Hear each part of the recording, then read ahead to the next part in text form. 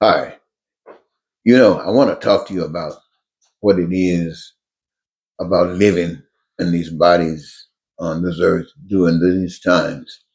And I basically want to come my conversation to address male and female, but maybe here and there might be leaning a little bit toward male because we as males, even though we as human beings are called to respond in many ways the same, there's still some uniqueness beyond because of the uh, gender.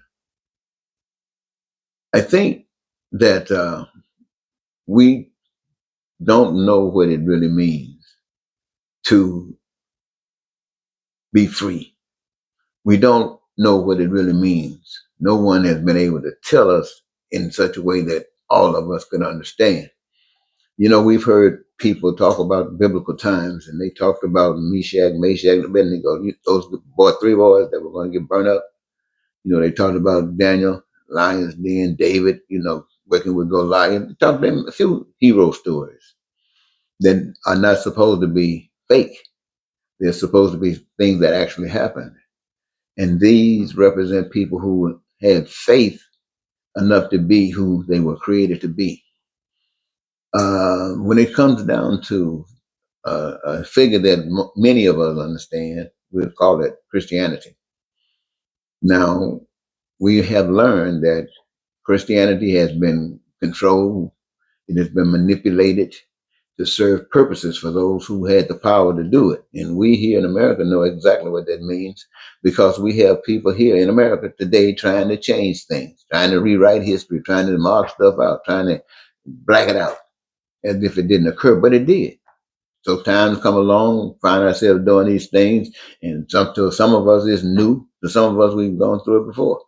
But for those of us who've gone through it before, when we catch that joker trying to lie to you and you believe it, and we try to warn you because we've seen this, we know what's going on, and you go with that one, and you find out later on that that one does not care anymore about you than it do us.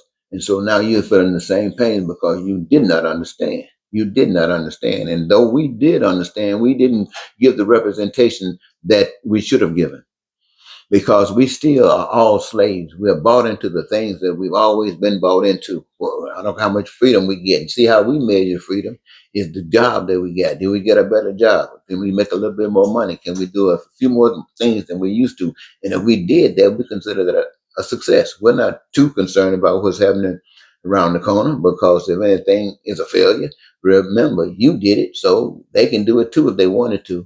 Well, that's why you got a lot of people who said they slept in cars, trying to make it in life, ended up sucking wee wees and being boo boos. You know what I'm saying? All of these kinds of things happen because of the situation that people find themselves in. And people don't know when people who think they do know talk and don't show. The thing with Jesus Christ that made it so fantastic is that Jesus was, I say, like most of us, just a young man, a boy, poor, born poor. But before he got here, he was in his mother's womb, just like you, just like every last one of you, males and females. Males in your mother's womb. And in your mother's womb, she was taking care of you. Everything that you needed, she was taking care of you. She was teaching you by way of your existence what it means to live, to look after one another, to feed one another, to and because you need, that's what it also indicates that you need. So we as people, when we start talking about the wonders of life, we need one another in order to embrace that, to enhance that. We need one another. We need your uniqueness to be the excitement of life to us as ours is to you. It's fantastic, ladies and gentlemen, when you care about one another. But if you're put in a situation where it makes caring hard to do, then you're going to not be caring that much. You think about what God has prepared as you came through that mother's womb. And now all of us living on this earth, which serves as a womb. And each of us on this earth serves as a fetus, serves as a child of God, that God has prepared through the resources that's been made available and the intellect that God has given each of us to exercise in the process of playing a role in keeping this life. Yes, my friends, we have a responsibility to this life. And as we would engage ourselves in the process, we would be teaching, we would be showing each other what it's like. And we would understand that when there's no dumb people, there's no super smart people. No, everybody comes with what God has given them. Some might be coming to dig ditches, fantastic. Come to be a toilet cleaner, fantastic. Or we might be coming to build skyscrapers, fantastic, but no more fantastic than the other. We need each to be fantastic.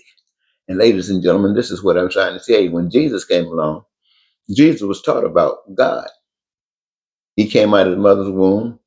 I don't know what you had to go through and what was available to you when you came out your mother's womb. But for him, Jesus got the story of God. And Jesus was listening. Situations, I'm sure, is different than ours in so many ways. He probably living way over here and somebody living way over there. So you didn't get that kind of influence from others so readily. But he was taught about God and he was interested in God and he believed in God. He accepted God. You know, just like you accept your folks. When your folks tell you something, you were growing up, when your folks told you something, you knew it was going to happen. You had to worry about it. Mama said it, daddy said it was going to happen. So here you are, God's child. This is what Jesus represented. God's child. Know that God was there for him. He had to worry about it. He was taught that God would be there. God was there, and he believed it. He believed that he was one with God because he was thinking like God. He knew what was good for him, and the same thing at least had to be good for God. And so he walked on and we had faith on his understanding with God. And so to see Jesus walking on water, that was just an indication that he was at a higher level of consciousness than those that are around him. They saw it, but couldn't understand it. So they would say he did it, but they thought they could never do it. And they couldn't do it as long as they were hanging themselves, not in alignment with the will of God.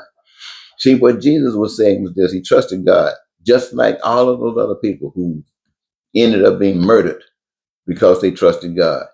They were murdered because they trusted God. They trusted God. We have lost. They haven't lost a thing.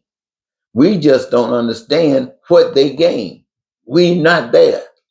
And so we just stay where we're at. We don't even want to believe about learning because there might be something fake.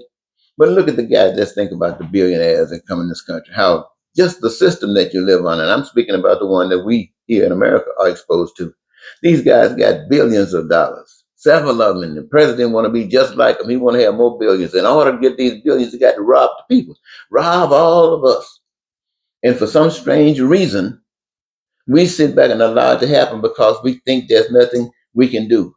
We watch the Department of Justice turn its back on us. We watch the Department of Justice sit there and watch these crooks play these games.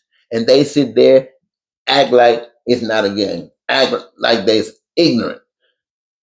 And then make it so that everybody knows that they are really working for the crooks. And the thing, that's one thing. The real thing is that we the people accept it. You say, well, what about the Supreme Court? The Supreme Court, what do you think? Well, you can't count on the Supreme Court. You can't count on no particular law enforcement. So then the responsibility is in the hands of the people, all of you, really.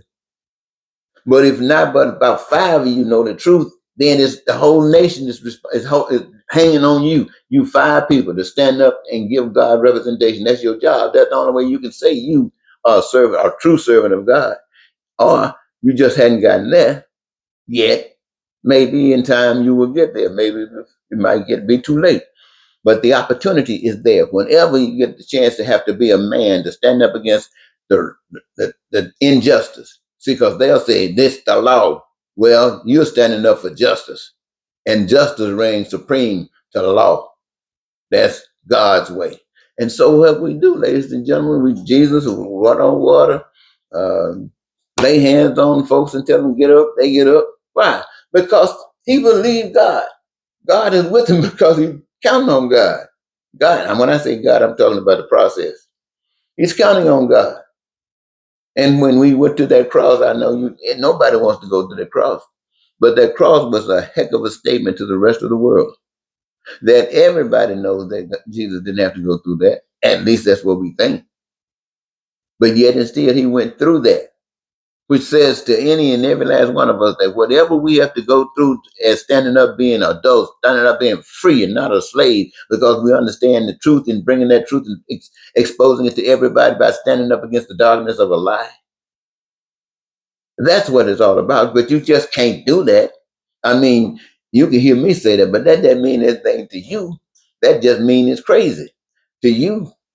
But because it's real, because it is the thing that where the freedom that you aspire, that has to be accomplished. That had to be conquered before you. It's a part of being free. The challenges of taking you back, taking you down, whatever, fear. But Jesus didn't have any fear. And when he went up on that cross, he said, Father, forgive them. Who? Forgive who? Us. Why? God, we don't have any idea what it means to be one with God. You don't even know God. All you got is a figment of your imagination, what you heard somebody say, try to preach, or what you heard or what you read yourself. That's all you got. And you might be praying and stuff like that and think you're doing something, but you're not doing anything. You're not doing anything until you're moving. When you're moving, that means you're carrying. That means you begin to shine. That's you start standing up for what? Now, when I say standing up means doing it different. And you can be doing a nitty bitty thing, and that's doing it different, and that's standing up. But you have to ask yourself, where is it going? Some standing up means you might well be sitting down because you're giving standing up a bad name. So the point of it is freedom. You can't do what, if you're a slave, you can't, it's hard to do what free people do. It's hard to do what free people do. In fact, if you are a slave and you do it, at least in that moment in time, you are free. In that moment in time, you are absolutely free. Well, anyway, I wanted to let you know, ladies and gentlemen, that we're living in a system where the guys are talking about starting wars. They're living in a system where people might act a fool with each other and start bombing each other. Next thing you know, your home is being blown up, your town being blown up. You can't find food. You're going through all kinds of changes because we sat down and trusting in these fools. I'm trying to tell you that the thing that makes them a fool is, well, we all fools. But for those who say they know who God is leading, I was just thinking about Moses went up to the sea and gave a command, and the sea opened up. God had to back that. And God will, I'm going to say it again, I just want to repeat this before I go. God will back everything that you do if it's one with God. God is not tripping out here. God is not out here trying to outdo somebody. See, in God's world, the same in heaven is the same here where we would actually move to if we were in walking with God. You know what you need money for? You don't need money. You do the careers that you love doing, that you get your greatest love. And you got all the resources. You got a whole world that's depending on you, that needs you. And you got a problem, especially since you got a special gift for doing what you love doing, you receive joy, something that the world can't give, the world can't take away. But everybody understands because they're going through the same thing. Man, oh man, oh man. Just think about how you can be living, suffering for nothing, just suffering for nothing. Oh my. But no, we'll let a bunch of crooks set up and operate a system that says the resources that God has given to the human race now belong to those who are bold enough and bad enough and evil enough to take it. Got guns and hired people to force their will, or got them in court, changing laws, making laws to make sure that they were excused for the ignorance that they're going to display on the people. But see, Jesus came straight through that and said, hey, you're free if you know this. Because you don't have to obey any of that stuff. Why? Because you're bigger than that. You're better than that. Theirs bring pain and suffering. Yours bring peace and joy. Not just for yourself, but for everyone. So what are you ashamed of? That's how you expose that stuff that they're doing. Pain and suffering that they bring. They want to deny that, say they ain't doing it, but all you got to do is bring the folks up, show the camera that they are suffering, and then you go the other way. Peace. joy, happiness, freedom. You got that. And it's so different. Now, they going to hate what you're doing because they're not doing it. The ones that's hated is the one that's benefiting from it. They're the ones that are hire some of those other guys who's just over there to go and kill you. You know, like the Supreme Court and the Justice Department of Justice humble themselves and take right in step with the crooks that's running American country today. That's the same old thing.